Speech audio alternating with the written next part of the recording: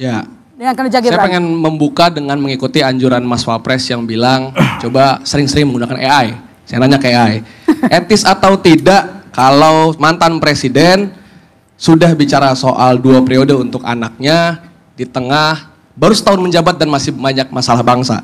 Kata ChatGPT, sebagai mantan presiden sekaligus ayah dari wakil presiden yang baru menjabat setahun, dukungan tersebut menimbulkan kesan kuat konflik kepentingan dan upaya melanggengkan dinasti politik. Alih-alih menunjukkan sikap negarawan yang menjaga jarak demi memberi ruang evaluasi kinerja anaknya. Kemarin dari relawan Barajibe sempat menyebut kalau Bapak memberikan arahan ke mereka untuk mendukung Prabowo Gibran 2 periode. Itu bagaimana? Sejak awal saya sampaikan kepada seluruh relawan untuk itu. Ini kan yang menjadi highlightnya kan 2 periodenya Pak, ini apakah memang? Ya memang sejak awal saya perintahkan seperti itu untuk mendukung pemerintahan Pak Presiden Prabowo Gibran 2 periode. Jadi nanti di 2029 Pak Prabowo dan Mas Gibran akan maju lagi? Saya sampaikan itu ke relawan. Jadi Bapak juga mendukung untuk 2 periode Pak? Saya sampaikan itu ke relawan. Ada yang sebut Prabowo 2 periode. Saya kira saya mau koreksi. Kader-kader muda, saya mau koreksi saudara-saudara. Please, tolong jangan sebut seperti itu. Kita belum 1 tahun menjalankan amanah. Ya. Niat itu silakan disimpan dalam hati. Tetapi saya sudah katakan, nanti yang menentukan apakah Prabowo 2 periode atau tidak, selain yang maha kuasa, Prabowo sendiri. Kalau saya menilai bahwa diri saya tidak mencapai apa yang saya canangkan, saya tidak mau maju lagi sebagai presiden Republik. Kalau tanggal 20 Oktober tidak ada perubahan fundamental, signifikan, sampai 20 Oktober ya. Sampai 20 Oktober, maka Prabowo sulit untuk recovery. Nah, kalau tidak ada kesadaran pada Romi, kalau tidak ada kesadaran pada Mardiono untuk menyatakan mundur dan legowo menyerahkan kepada tim ad hoc, maka mereka akan dicatat sebagai pahlawan di P3 ini. Polisi tidak boleh lagi terlibat di dalam proses demokrasi dan proses politik, khususnya pemilu. Survei-survei kepuasan publik itu belum ada. Saya ingin tahu kepuasan publik terhadap politik ekonomi, keamanan. Ini belum ada surveinya. Apa karena Kodori sudah jadi KSP jadi tidak butuh lagi survei mungkin? Ya, artinya Kodori survei diam-diam. Atau bisa jadi juga Prabowo juga untuk mengangkat KSP dia itu dalam rangka untuk mengcounter bila ada survei-survei yang tidak jelas kan. Nah, ada apa seorang mantan presiden? Dia tiba-tiba tidak ada angin, tidak ada hujan, tiba-tiba memerintahkan relawannya untuk mendukung Prabowo Gibran 2 periode.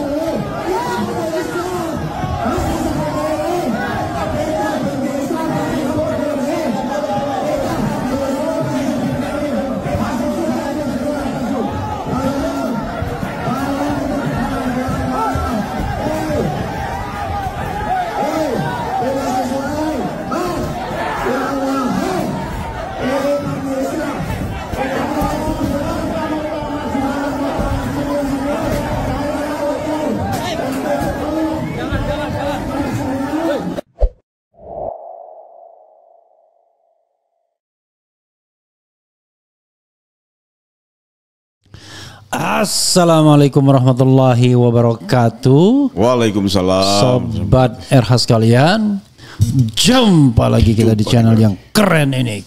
Keren cerdas. Ya, sahabat RH sekalian, saya bersama langsung saja Habil Marati. Assalamualaikum warahmatullahi wabarakatuh, bro. Jadi sahabat RH sekalian, menyaksikan kita lempar-lemparan kursi apa ini P3 Partai Persatuan Pembangunan ya, United Development Party ya kan, kalau tidak salah Ya, United Development Party. Maka ya tentu prihatin ya.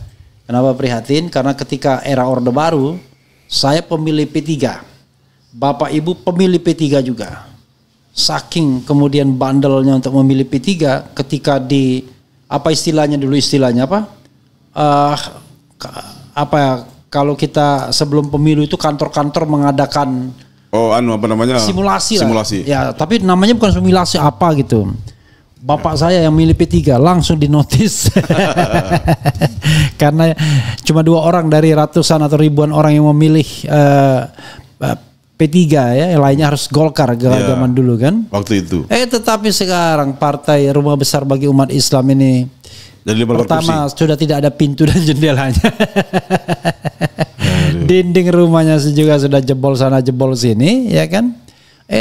Ribut pula gitu. Oke. Pakai kursi lagi ributnya. Pakai kursi lagi, lempar-lemparan kursi. Jadi sebelum kita bicara tentang nanti glosari soal Kapolri, soal macam-macam lah ya. Sebagai aktivis senior dari partai politik yang lagi hancur-hancuran ini. Apa poin Anda yang ingin disampaikan kalau kita ajukan pertanyaan soal reformasi Polri? Dan mulai dari mana? Ya, pertama adalah keputusan Presiden Prabowo membentuk tim reformasi Polri. Itu kan kalau reformasi, ingat dulu kita bicara sini bahwa itu hak yang mutlak, fardu ain. Polri itu harus direformasi. Dia terlalu super body. Itu dan tidak sehat bagi politik, tidak sehat bagi demokrasi, tidak sehat bagi ekonomi, tidak sehat bagi hukum. Ya kan? Oleh karena itu mutlak ini reformasi Polri harus dikerjakan. Nah, sekarang dengan Kapolri membentuk tim reformasi internal juga, ini kan kesannya mengkontestasi terhadap kebijakan Presiden. Ini kan tidak sehat. Ini ada indikasi apa? Ini parameter apa yang bisa kita baca? Ya. Nah, oleh karena itu semakin cepat semakin bagus ini reformasi Polri. Kenapa? Polri harus didudukan sebagai fungsi Kamtibmas dan penegakan hukum. Jadi reformasi Polri adalah hal-hal yang sangat fundamental yang selama ini mengganggu kehidupan politik dan kehidupan ekonomi dan demokrasi, itu harus dilaksanakan. Antara lain bahwa di dalam reformasi Polri itu harus memuat bahwa polisi tidak boleh lagi terlibat di dalam proses demokrasi dan proses politik, khususnya pemilu. Ya, jadi polisi tidak bisa lagi menjadi bagian daripada kepanitiaan daripada pemilu, baik langsung maupun tidak langsung. Dia tidak bisa lagi menggendong kotak suara, tidak bisa lagi dia ada di kotak suara pengamanan, tidak. Dia harus berapa 200 radius meter jauh dari TPS. Dia tidak bisa lagi dia terlibat di dalam penganggaran. Ya kan? Bahwa polisi mengajukan anggaran untuk pengamanan pemilu, tidak boleh lagi. Karena biarkan partai politik yang mengamankan pemilu ini gitu. Karena partai politik itu memiliki satgas, benar nggak? Partai politik sampai dengan cabang-cabang itu memiliki satgas pengamanan. Jadi buat apa lagi kita butuh polisi lagi? Polisi cukup menjadi hakim, menjadi wasit. Kalau ada masalah gitu. Ada masalah. Kalau ada masalah dia menjadi hakim. Dia catat apa yang kalau itu catat dipanggil kan dihukum. Kalau anggota KPU mana, tapi kan dengan KPU-nya terdiri pada anggota-anggota DPR, kan tidak mungkin terjadi kacau, tidak menjadi manipulatif kan. Nah, Jadi reformasi Polri itu harus segera. Tapi Refli yang paling penting juga bahwa reformasi Polri ini orang-orang yang duduk dalam itu tidak boleh menjadi patologi, tidak boleh menjadi retainer. Harus benar-benar menjalankan amarnya presiden. Nah, sampai hari ini kan kita belum tahu ini materi-materi apa yang akan mau direformasi di Polri ini kan. Tapi adalah menurut saya yang paling penting itu adalah tentang bagaimana mengembalikan Polri sebagai Kantipmas, penegak hukum. Tapi begini bro ya, ada yang mengatakan bahwa reformasi Polri ini harus dimulai dengan pergantian Kapolri dulu gitu. Iya, buat apa bikin reformasi kalau Kapolri nggak diganti? Iya. Harus diganti Kapolrinya. Ya kan? Kalau perlu Badro apa namanya sekarang itu si yang sekarang menjadi staf khusus presiden itu Ahmad Doviri. Ya. Suruh dia sebentar jadi Kapolri dulu dia. Berarti harus pakai Perpu itu. Perpu. Kan boleh-boleh saja kan? Iya. Kalau presiden mau gitu kan? Iya. Ya kan? Itu. Jadi saya kira reformasi Polri itu adalah akan berhasil kalau yang duduk situ tentu situ ada Mahfud. Iya. Ada Pak Jimli. Iya. Ya mungkin Refli Harun.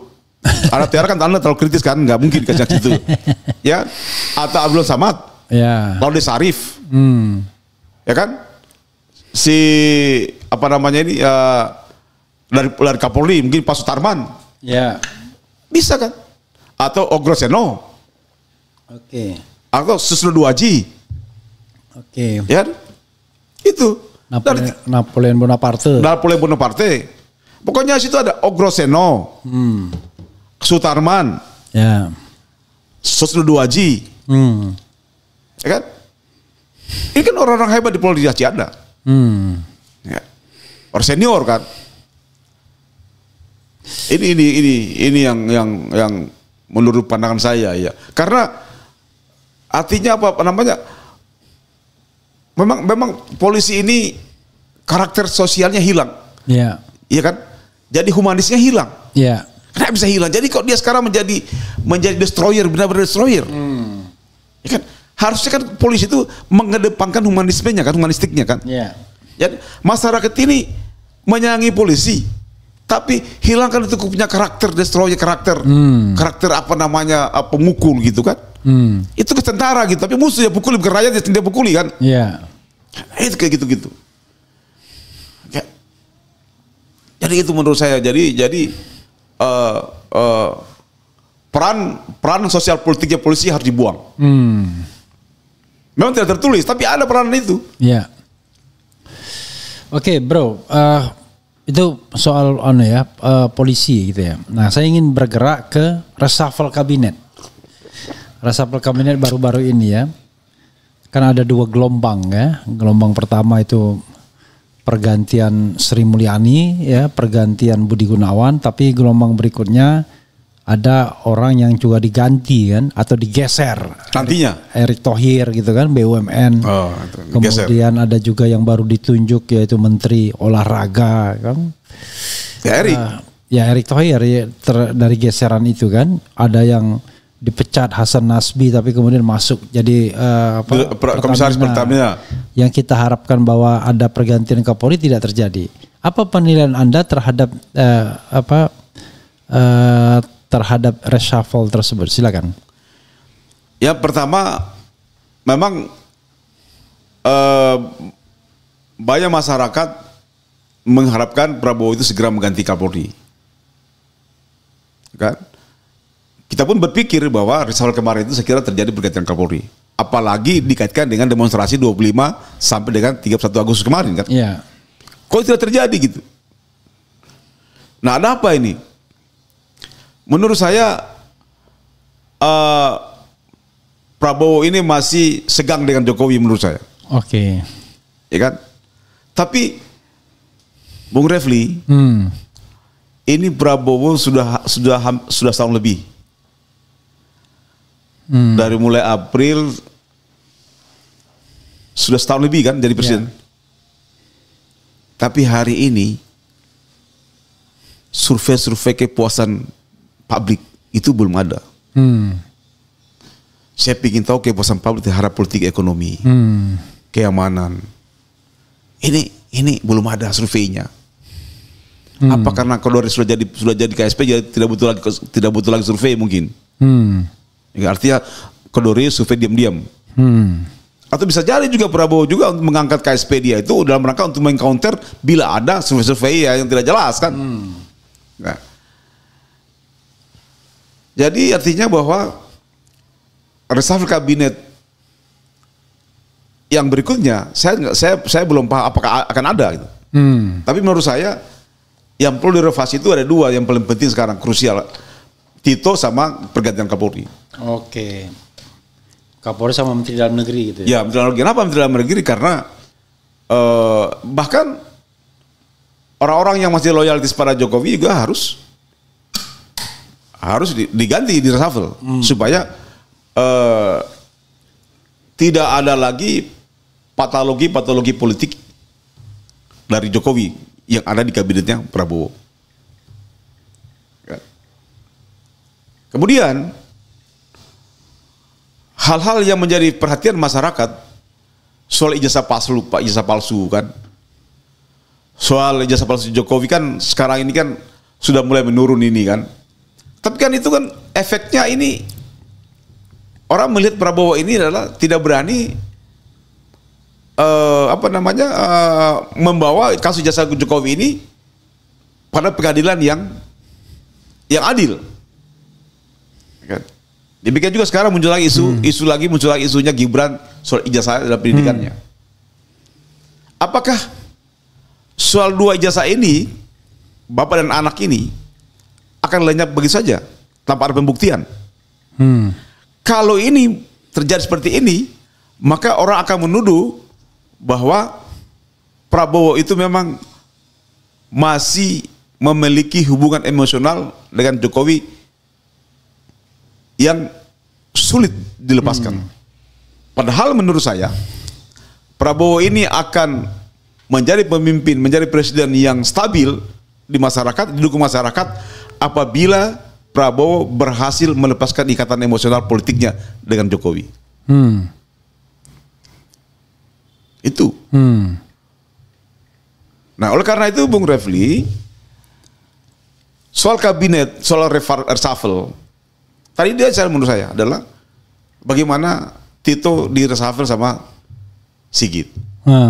Dalam rangka untuk mengreformasi Polri kan. Kan tidak mungkin kalau misalnya Sigit jadi Kapolri terjadi reformasi kan. Harus ada pergantian Kapolrinya. Oleh karena itu harus segera ini. Kalau bisa sebelum akhir tahun sudah diganti gitu. Sebelum akhir tahun karena begitu memasuki akhir tahun itu gejolak ekonomi akan terjadi loh. Karena carry over daripada masalah-masalah ekonomi 2025 ini akan terjadi pada 2026. Ya, utang kita jatuh tempo 2026. Sekarang bayangkan nilai tukar rupiah menjadi 16.700 sampai 17.000. Ya. Pertumbuhan ekonomi juga belum kelihatan. Nah ini kan harus diselesaikan melalui stabilitas politik dan sosial kan. Kalau nggak ada stabilitas kan nggak ada investasi masuk. Nah, pertanyaannya apakah sekarang belum stabil? Ya, masyarakat membaca Prabowo ini masih menjadi bagian daripada Jokowi dan ini menimbulkan efek ketidakpercayaan kepada investor. Oke,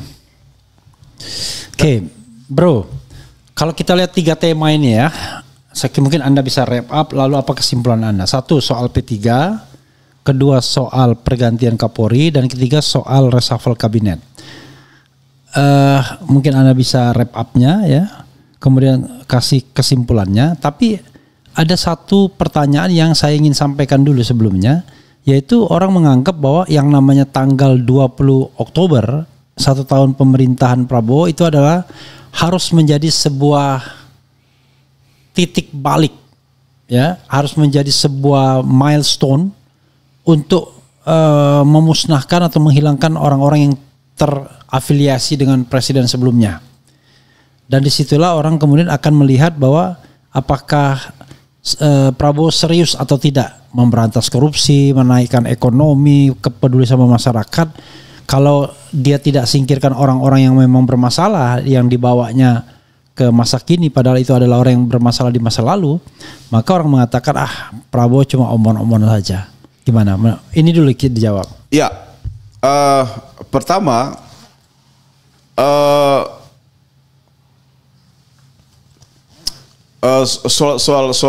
soal pemberantasan korupsi ya.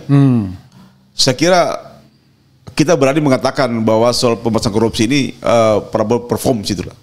Ya kan, ada perkembangan yang memuaskan. Meskipun itu adalah sampai hari ini kan belum dibawa pengadilan kan. Tapi ada nilai plus di sini. Ya kan?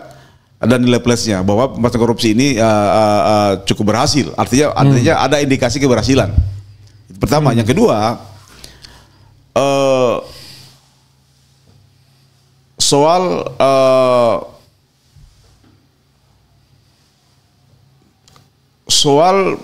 Jokowi, soal presiden sebelumnya kan. Kita memiliki presiden sebelumnya itu ada Megawati, ada SBY. SBY yang sekarang menjadi partnernya Prabowo di kabinet pemerintahan, dan Agus Harimurti bahkan anak jadi menteri, itu tidak pernah mengusulkan Prabowo dua periode. Tapi Jokowi mengusulkan. Ada apa seorang mantan presiden? Dia tiba-tiba tidak ada angin, tidak ada hujan, tiba-tiba memerintahkan relawannya untuk mendukung Prabowo Gibran 2 periode. Apakah harus faktor anaknya atau faktor Prabowo? Kalau menurut saya adalah pematangan putranya. Kenapa tidak menyebut bahwa kami akan mendukung Prabowo? Jangan usah sebut nama Gibran, sebenarnya Prabowo gitu kan? Karena 2029 itu tergantung Prabowo mau milih siapa pasangannya kan? Jangan dipaksakan. Sekarang kan Jokowi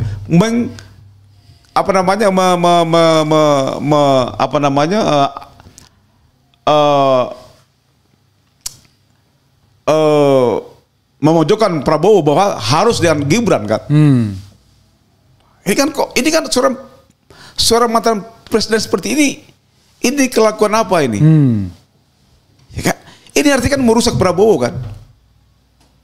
Ya kan? Memfait accompli Prabowo kan? Kan? Nah, oleh karena itu adalah memang tidak boleh lama-lama ini Prabowo dia pertahankan Jokowi.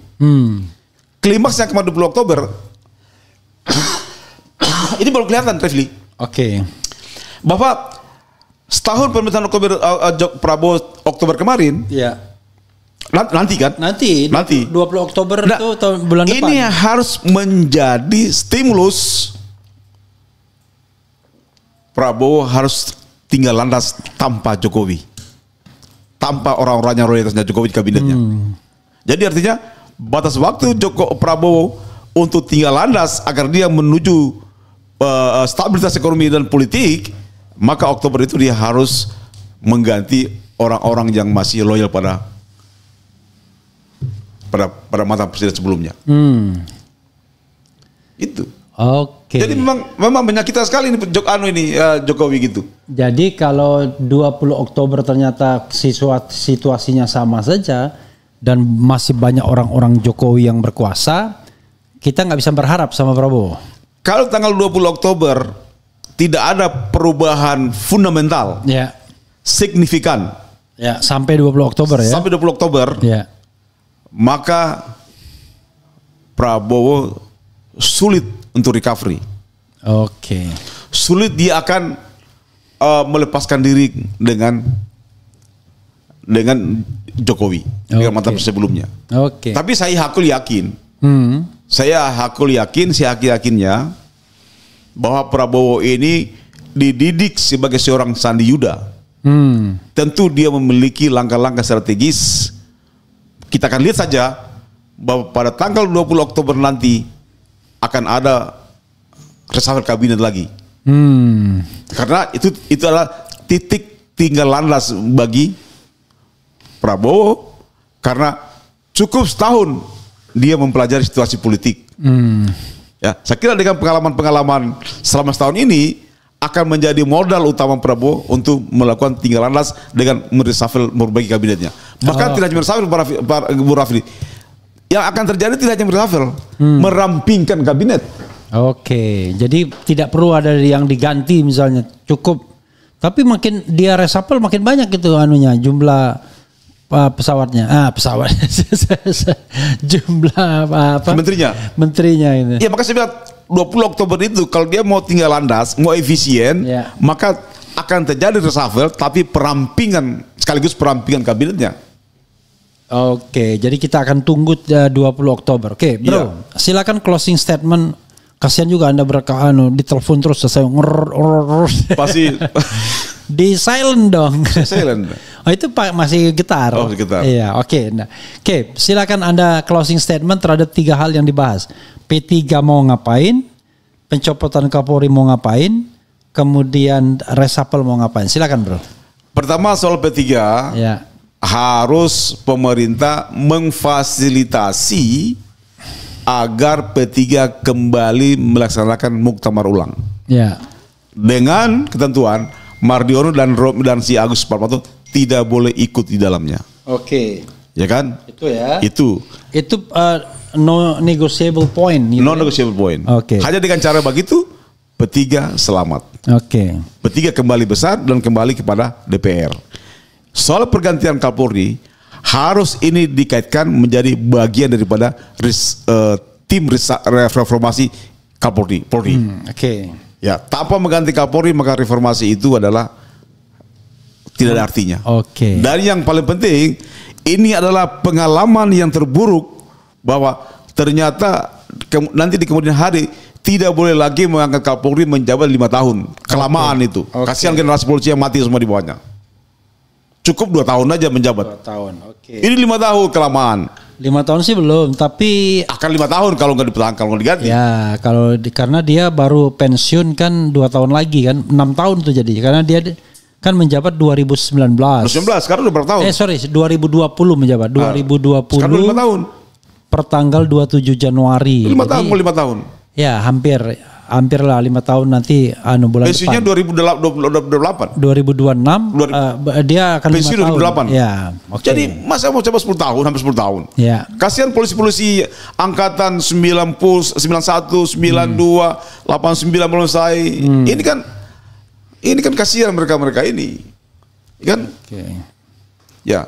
Jadi itu harus dikaitkan. Soal reshuffle, maka adalah Menteri Dalam Negeri juga harus diganti. Harus diganti loh, Menteri Luar Negeri diganti. Ya kan? Jadi artinya ini kita ingin lihat bagian pada reshuffle 20 Oktober nanti kan? Ya kan? Bagian Oktober itu harus menjaminkan apakah itu reshuffle dan perampingan kabinet wamen-wamennya itu cukup dihilangkan aja wamen itu. Buat apa ada wamen?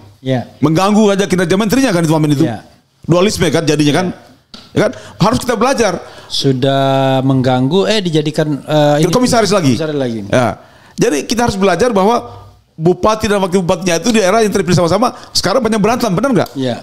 Jadi ini akan juga para menteri dan wamen gitu juga. Ya. Jadi menurut saya perampingan wamen buang wamen, perkecil kabinet, cukup itu aja. Dan yang paling penting adalah Bung Raffi, bagaimana Prabowo 2 Oktober nanti itu harus mengakomodir Gatot dan Anies masuk dalam kabinet itu supaya stabil ini barang apa yang harus stabil? Politik dan ekonomi dong. Oh, politik dan ekonomi gitu. Apakah Anies sama Gatot menjadi faktor pengganggu kalau nggak masuk kabinet? Tidak mengganggu tapi memberikan energi baru kepada Prabowo gitu. Daripada Anies nganggur pada Anies di luar, kenapa nggak dia punya visi misinya tidak dimanfaatkan Prabowo kan? Pemimpin yang benar itu, yang tangguh itu adalah pemimpin yang bisa memanfaatkan bekas lawan politiknya menjadi aset dia kan? Dan jangan terjebak pada relawan-relawan masa lalu Iya, yang tiba-tiba bermimikri. Relawan itu kan rentenir gitu kan. Enggak, relawan masa lalu yang kemudian tiba-tiba bermimikri menjadi relawan Prabowo. Jangan. Oke. Jangan. Oke, bro, final say. Kalau masih ada. Cukup. Ya, saudara sekalian, itu tadi dengan Habil Marati ya. Kita tunggu bagaimana P3, rumah besar umat Islam, yang sekarang rumahnya sudah reot sana, reot sini. Gak ada pintu dan jendelanya. Pintu dan jendelanya sudah digondol orang, ya kan? Aslinya dijual. Ya, tinggal tiang-tiang aja yang masih menandakan itu rumah ya, yang bernama Partai Persatuan Pembangunan.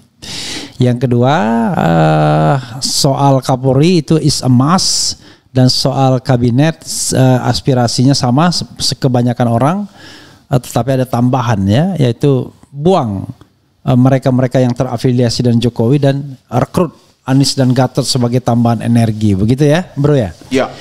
Oke, makasih. Oke. Wassalamualaikum warahmatullahi wabarakatuh. Waalaikumsalam. Keren. Jadah.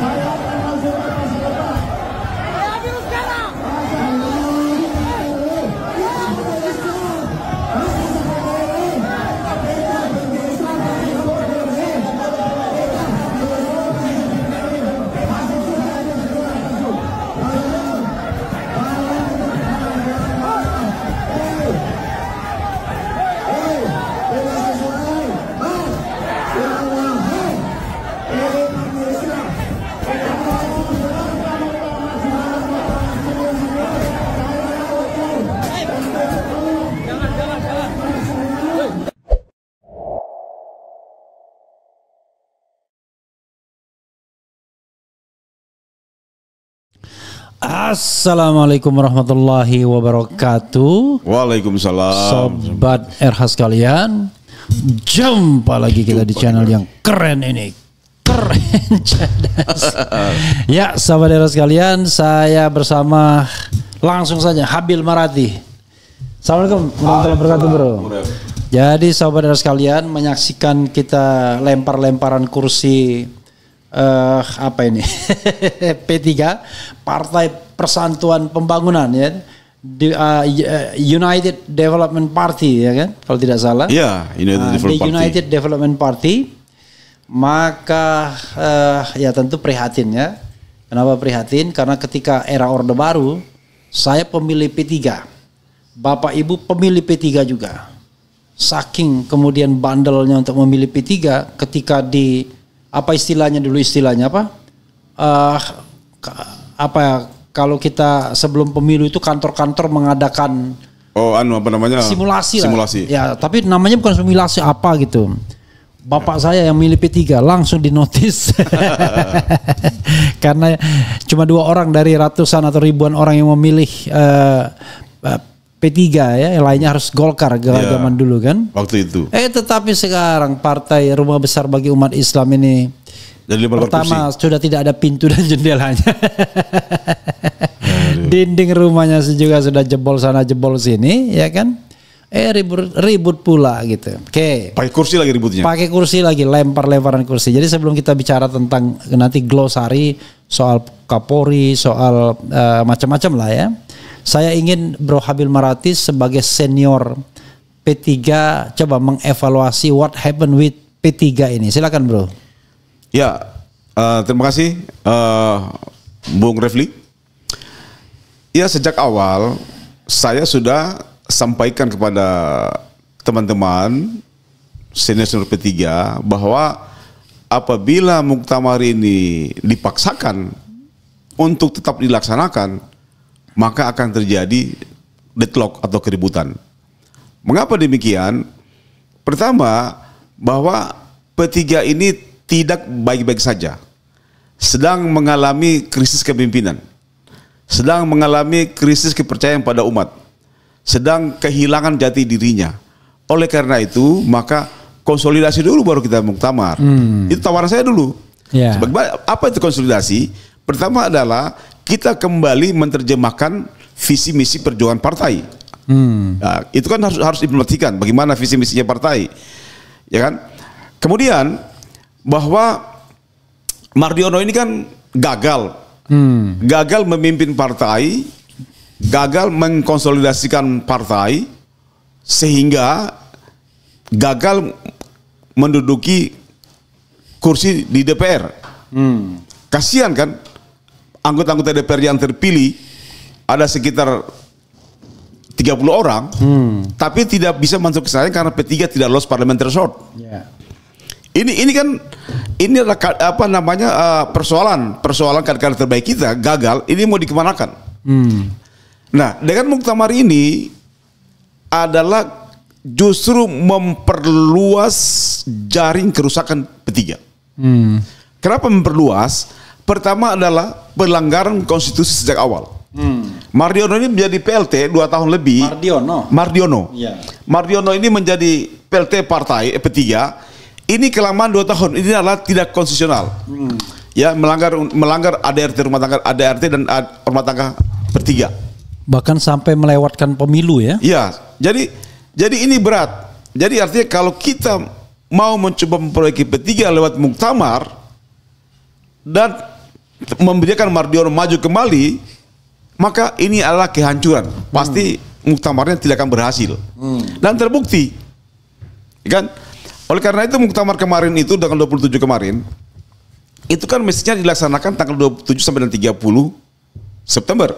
Yeah. Tapi kan terjadi kan satu hari saja sudah terjadi pergolakan internal dengan kursi berterberangan. Itu sih bukan pergolakan tuh, perkelahian. Perkelahian. Tapi artinya ingin saya mengatakan bahwa ini adalah bukan moralitas partai.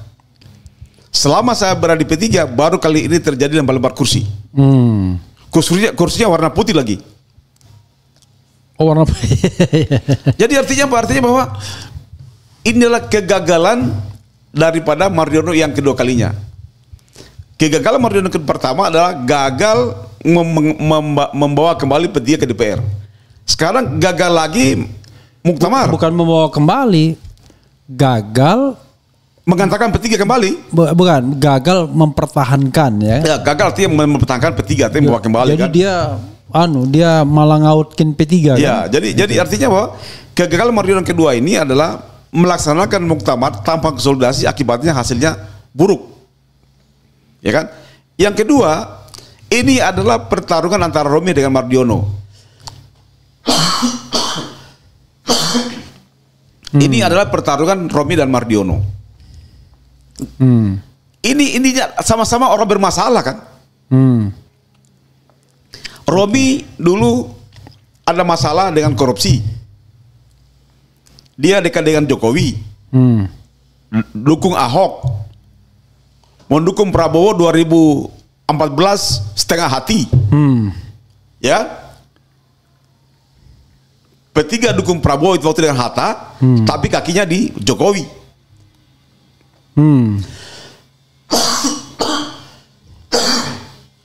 Jadi ini adalah kegagalan-kegagalan yang harus dihentikan di P3. Nah, bagaimana caranya? Tapi ternyata bahwa kader-kader dari DPC sampai DPW tidak sadar juga, tidak memiliki kesadaran moralitas untuk berbuat bahwa P3 ini harus selamatkan. Mereka adalah egois.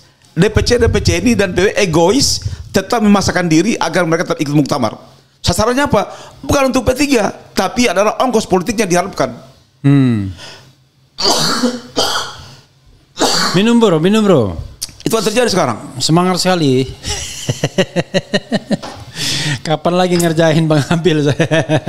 Jadi artinya apa? Bahwa dua orang ini bermasalah.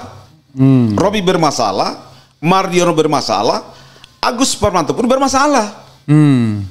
Mana Agus? Deketin bro ini bro. Nah gitu. Agus itu kan bukan kader P3.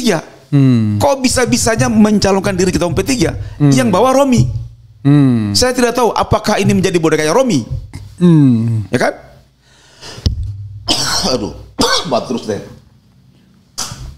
Terlalu semangat. Jadi artinya Bung Refli bahwa Romi ini mirip-mirip Jokowi saya lihat.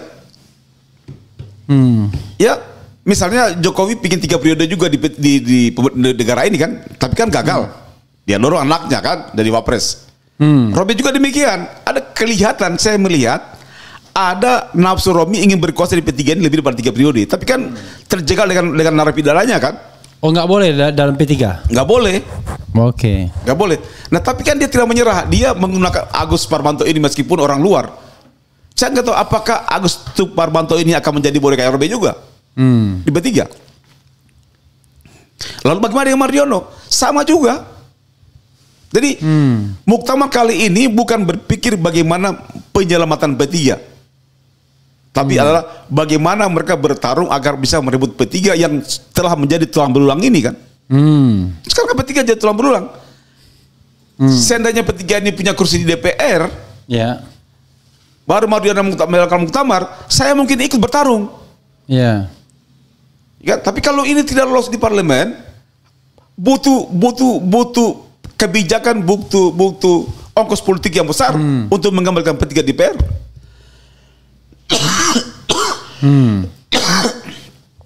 Jadi itu dari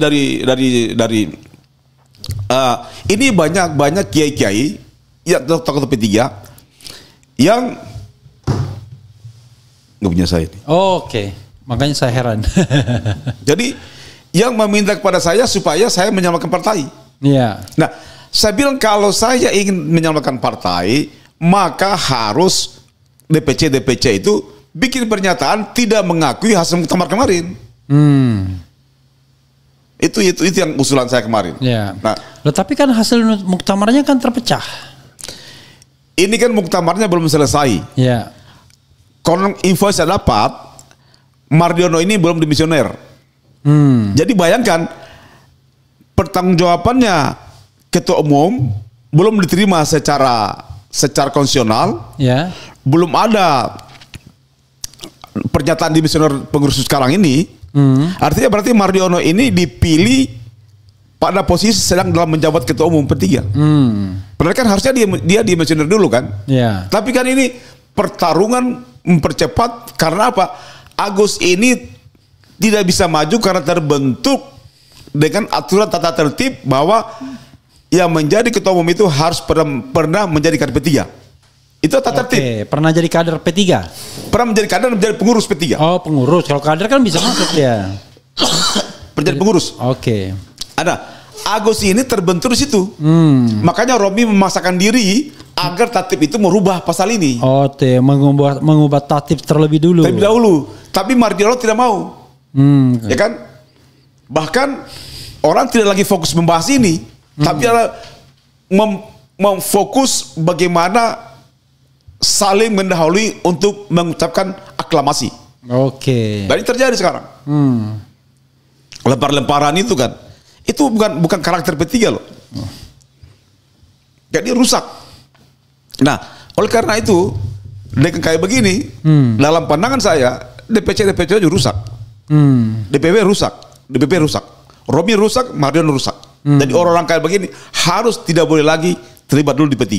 Oke. Harus dihukum. Oke, lah itu jalan keluarnya. Tapi bro ya, biasanya dalam hal-hal seperti ini selalu melibatkan tangan pemerintah biasanya. Ketika ada dua, jadi kalau saya lihat ya, kan ada tiga pihak kan. Pihak pertama adalah pihak Mardiono. Ya. Ya, pihak kedua pihak Agus Suparmanto Romi. Ya. Romi lah. Pihak ketiga adalah pihak di luar dua itu.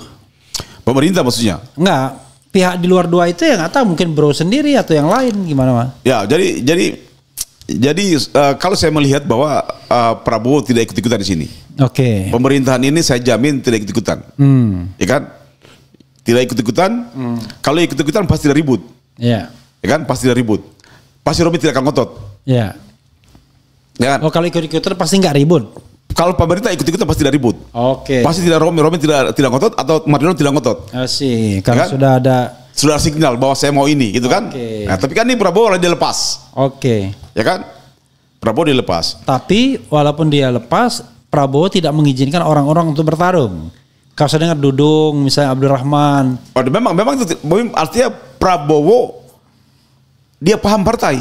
Oke. Mana mungkin orang luar partai menjadi ketua umum. Oke. Sandi Uno misalnya. Nah, dia kan dia masuk di hire tengah jalan. Oke. Ya kan? Tapi dia nggak memenuhi syarat sebenarnya. Sebenarnya tidak memenuhi syarat. Oke. Ya kan? Justru dia Sandiaga Uno masuk, P3 nggak lolos. Jadi adalah ini P3 harus dipertahankan. Bagaimanapun juga P3 ini adalah partai yang sudah mengantarkan Republik ini dalam jangka panjang. Ya. Ya, sehingga keberadaannya itu PDIP, Golkar itu P3 adalah harus eksis. Ya, tapi kan Jokowi kemarin kan tidak lolos. Iya. Ya kan? Ini juga P3 rusak ini gara-gara Jokowi juga. Ya kan? Gara-gara Jokowi juga memaksakan Harso diganti dengan Mardiono. Ya, tapi kan sekarang faktanya Mardiono pun sekarang tidak bisa berkutik, tidak bisa mengantarkan P3 kembali ke DPR kan. Padahal kita tahu bahwa Mardiono itu dulu waktu ketika Jokowi masih presiden dekat. Kok relasi ini tidak ada manfaatnya bagi P3 kan? Nah ini terjadi sekarang. Nah demikian juga Romi. Jadi Romi maupun Mardiono ini adalah sama-sama orangnya Jokowi gitu. Sama-sama bersepakat untuk mendukung Ahok ketika Gubernur DKI kan. Mendukung juga Jokowi. Tapi kenapa P3 jadi korban? Ada apa? Ada apa gitu? Jadi kan, jadi berarti memang ada anak dua orang anak ini memang perusak di P3. Ada misi perusakan. Sekarang tiba-tiba Romi lagi dia ngajak orang luar masuk ke ketua P3. Tambah rusak di P3.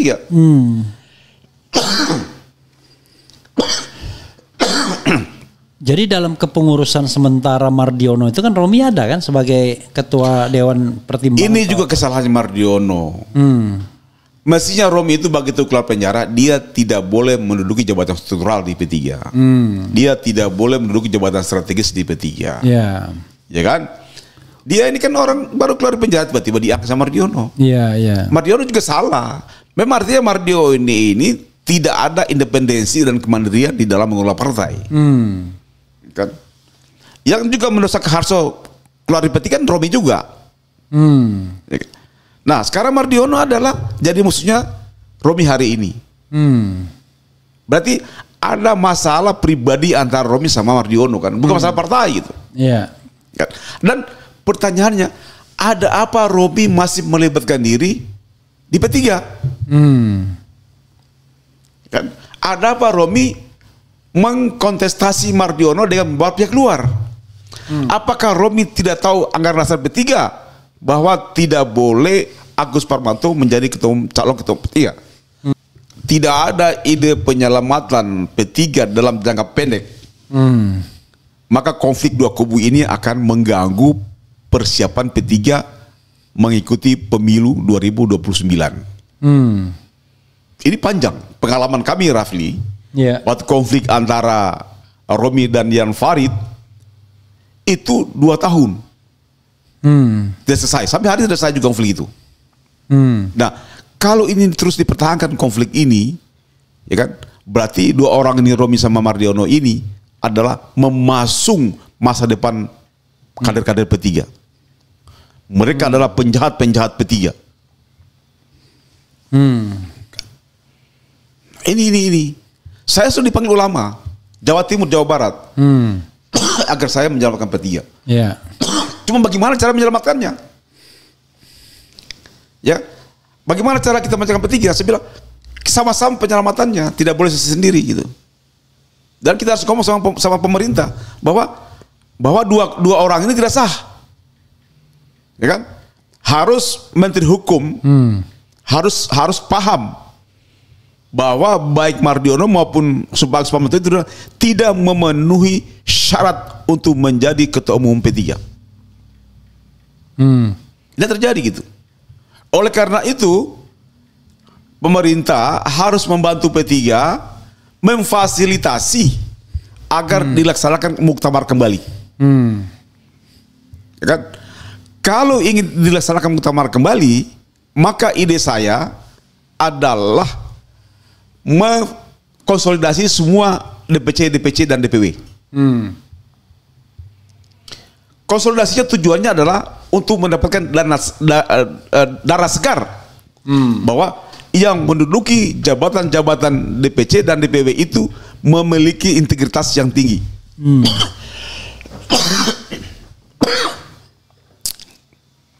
Itu. Oke ya. Jadi intinya adalah kalau ada muktamar ulang, mereka berdua tidak boleh mencalonkan diri sebagai ketua umum, begitu? Tidak boleh maju. Oke. Tidak boleh maju. Orang yang bermasalah. Bermasalah dan harus mempertahankan tata tertib bahwa calon itu harus kader internal, pernah jadi pengurus. Oke. Jadi Mardiono tidak bisa. Si Agus Manto nggak bisa. Karena dianggap gagal, ya kan? Gagal dan memang Agus ini tidak boleh, dia orang luar. Oh, oke, sorry, maaf. Mardiono tidak boleh, ya kan? Karena dianggap gagal. Iya. Agus orang luar. Orang luar. Oke. Saya membayangkan itu menjadi tidak mudah kalau mereka sudah tebar-tebar. Oh pasti. Sudah tebar-tebar pundi kemana-mana. Ya inilah yang bikin rusak. Ya kan ini bisa bayangkan dari daerah-daerah dari sini kalau nggak bawa pundi-pundi kan repot. Iya. Ya. Tapi karena ini kan P3 tidak bagi-bagi saja, Refli. P3 tidak punya kursi di DPR. Iya. Ya kan? Selama ini P3 itu kan hidup bisa membayar gajinya karyawannya. Ya. Itu kan dari pemotongan gaji DPR. DPRD mungkin sekarang. DPRD itu nggak, P3 DPR nggak ambil. Oke. Ya mungkin sekarang DPRD mungkin. Jangan. Nggak bisa, itu tetap milik haknya DPW DPC. Oke. Jadi bisa dibilang yang membiayai ketum sendiri gitu pastinya. Maksudnya ke depan ketumnya harus mampu pandai-pandai mencari uang untuk membiayai partai. Oke. Gitu. Tidak mudah ya. Jadi bro tidak mengundang intervensi pemerintah enggak ya? Saya hanya minta pemerintah. Saya minta dengan Mas Prabowo ini, ya. Bagaimanapun juga Prabowo ini pernah dicalonkan oleh P3. Ya. Meskipun dikhianati gitu kan. Kan? Dulu P3 itu mencalonkan Prabowo 2009. Tapi kan dikhianati.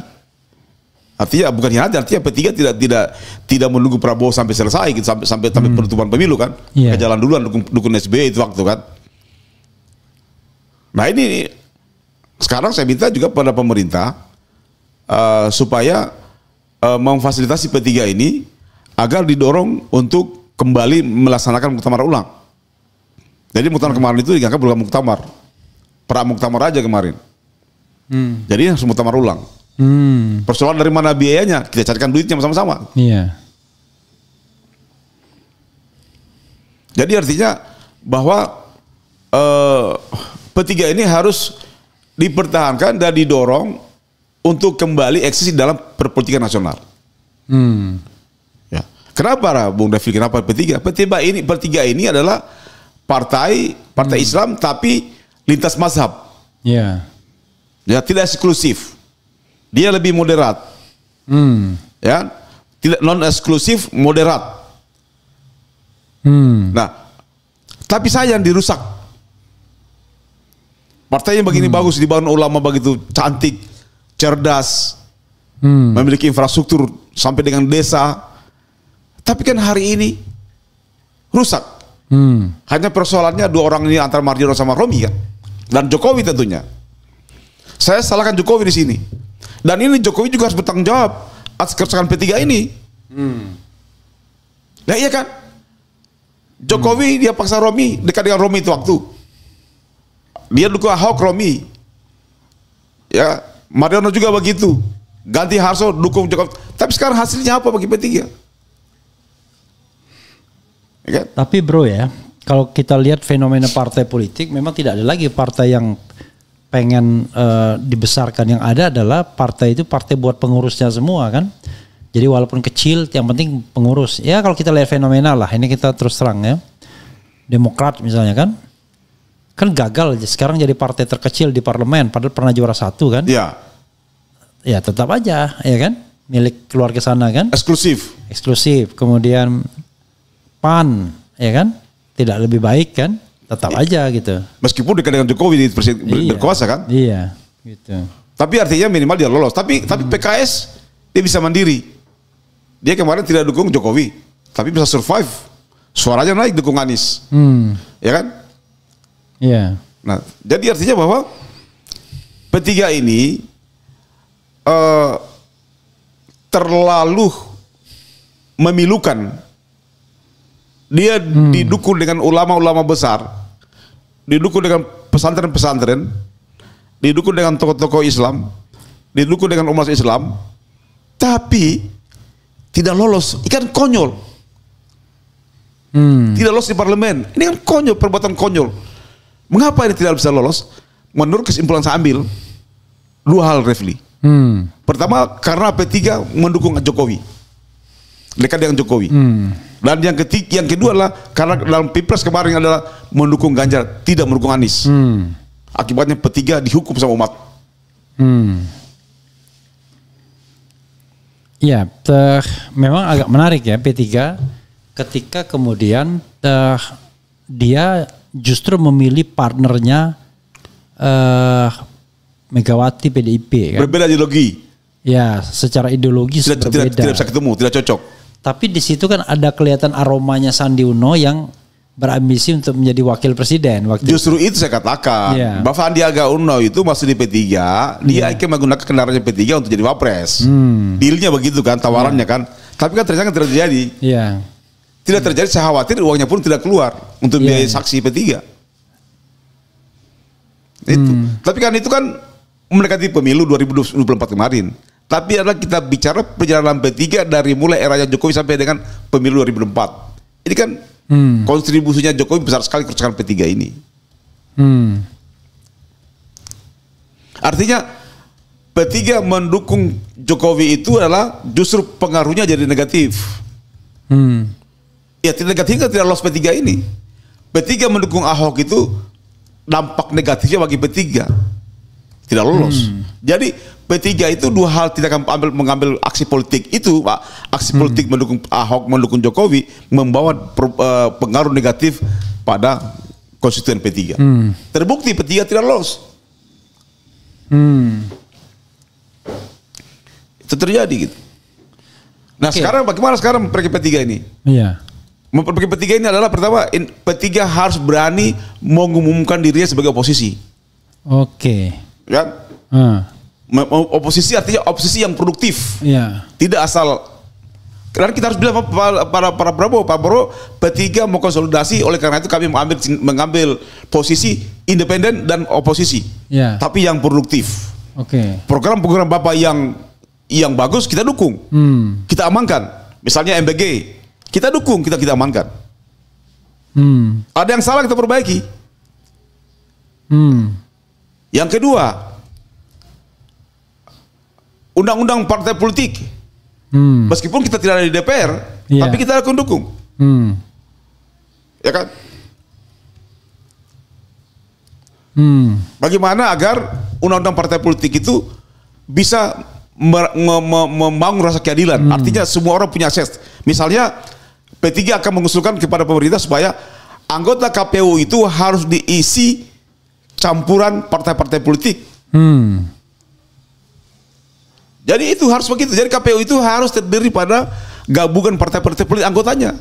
Jangan lagi anak-anak kecil kemarin yang tidak punya kepentingan di partai politik. Jadi yang punya gawe itu kan partai politik. Jadi anggota KPU, KPUD sampai dengan kabupaten itu harus diisi oleh orang-orang partai. Tapi Raffi nggak setuju, paling kalau tentang negara kan nggak setuju. Itu masih nggak setuju kan? Belum tentu nanti.